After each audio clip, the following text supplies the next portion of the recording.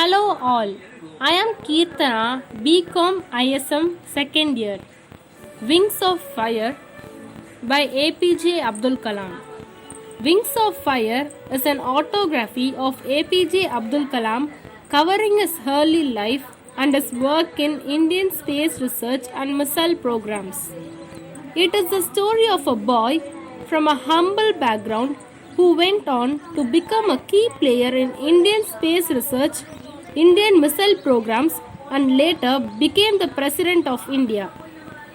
It was very engaging initially, but tended to drag a bit towards the end with lot of technical details and procedural information of his space research and missile projects. The initial chapters of Wings of Fire gives a vivid picture of our country during 1930s to 1950s. Kalam was born in Rameshwaram, a southern religious town in Tamil Nadu.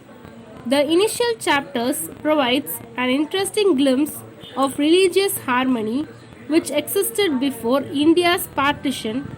The famous Shiva temple, which made Rameshwaram so sacred to pilgrims, was about a 10-minute walk from their house.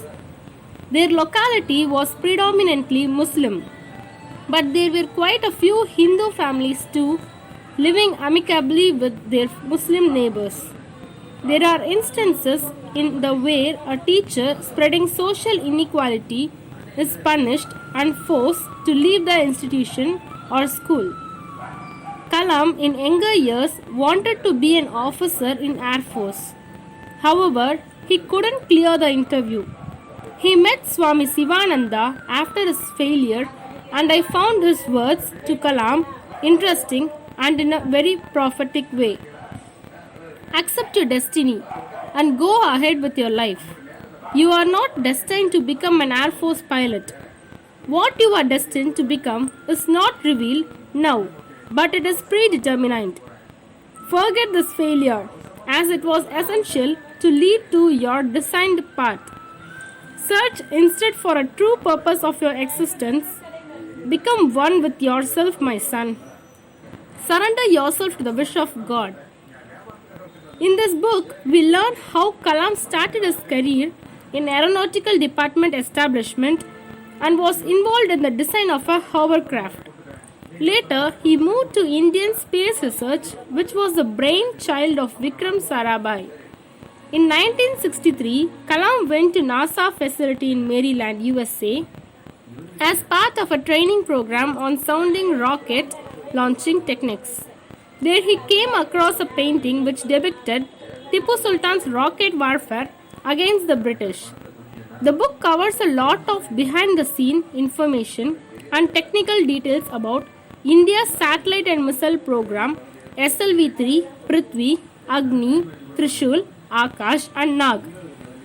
This might interest technically inclined readers, but is sure to put off readers who bought the book to get to know Kalam or to know his principles or ideas. Space and missile programs are huge complex projects and managing them is extremely challenging.